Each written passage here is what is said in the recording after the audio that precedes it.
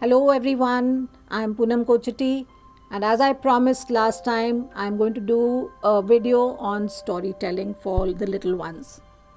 One of the most frequently asked questions by parents is how soon should storytelling begin?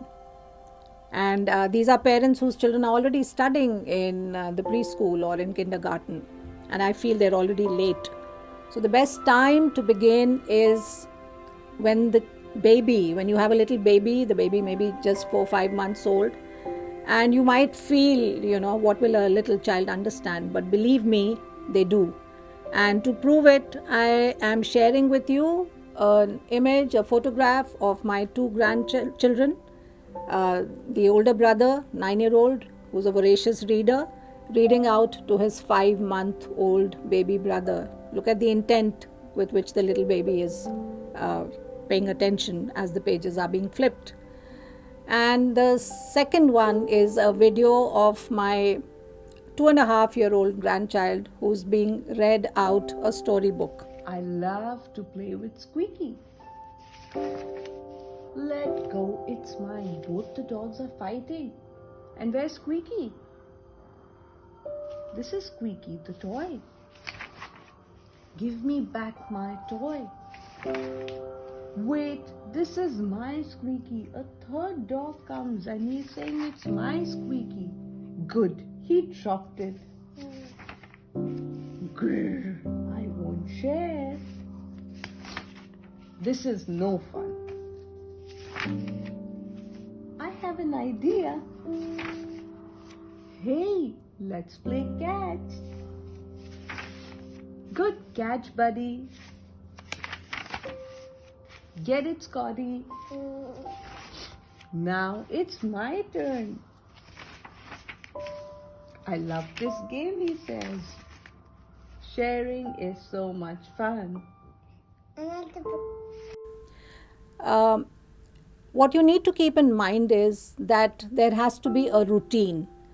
Ideally, the best time to read out a storybook is at night, preferably just before bedtime. And the child will always then associate reading with pleasure. Reading will always be associated with feelings of warmth and comfort and love and security. And that's the reason it should begin. The sooner you do it, the better.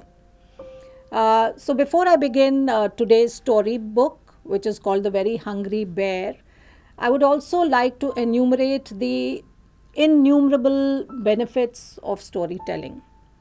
So the child's imagination and creativity gets developed. There's so much food for thought in the books.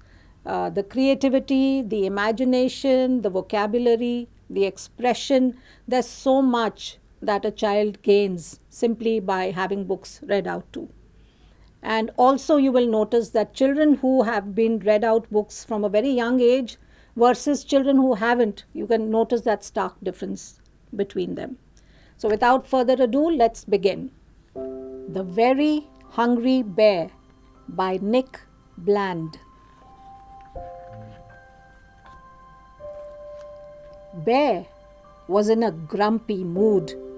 He hadn't eaten any food and he couldn't catch a single fish to cook.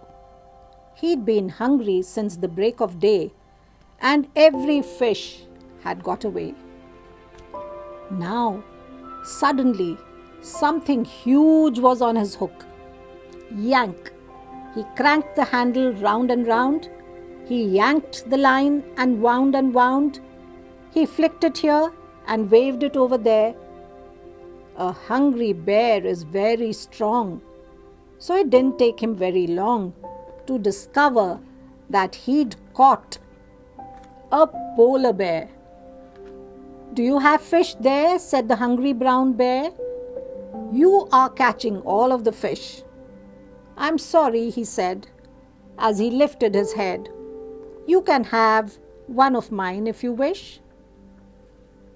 Then he added with a smile, "You can have the whole pile if you'll just find me somewhere to stay. My iceberg is shrinking and soon I'll be sinking, and my home's such a long way away. Now, a fish to a bear is like a chocolate eclair. It's incredibly hard to resist. So, the thought of a pile that would last for a while was an offer too good to be missed. With a splosh and a splish and an armful of fish, Bear led the way through the trees. My cave's over there, and I'm happy to share. You can stay for as long as you please.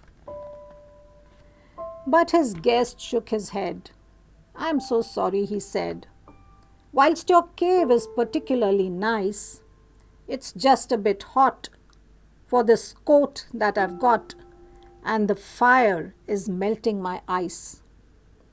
So they went to see Mole, and he dug them a hole, which was cooler but just a bit small. And they visited Croc on his cool river rock, but he wasn't that helpful at all. Perhaps this is best, said the bear from a nest, but I think that I'm going to sneeze. Then he squinted his eyes and he said with surprise, Achoo! I'm allergic to trees. So the bear with white hair followed right behind Bear to the only place left they could go, away from the trees and the warm summer breeze, all the way up to the snow. They built him a home with an icy white dome, and Bear left a house-warming dish. With a smile and a wave, Bear went back to his cave, and he stopped on the way for a fish. So for the parents and for teachers, if there are any watching this video, you can see there are so many talking points. So if you look at the cover of the book, you have a brown bear and you have a polar bear, and you could probably refer to some fairy tale like you had Goldilocks and the three bears. Ask the children, do you think the three bears were brown bears or were they polar bears, and why do you say so? There's a lot of talk about sharing, how the polar bear was willing to share his fish with the brown bear. There's a lot of talk about the melting of the snow caps, climate change. So imagine the discussion you can have with older kids. Obviously you will not have this with the babies, but believe me, as the little ones hear and they see the pictures and they will want to have the same books read out to them, the growth and development is going to be phenomenal. So until the next storytelling session where I'll come up with some other book, I hope you've enjoyed this one. Thank you.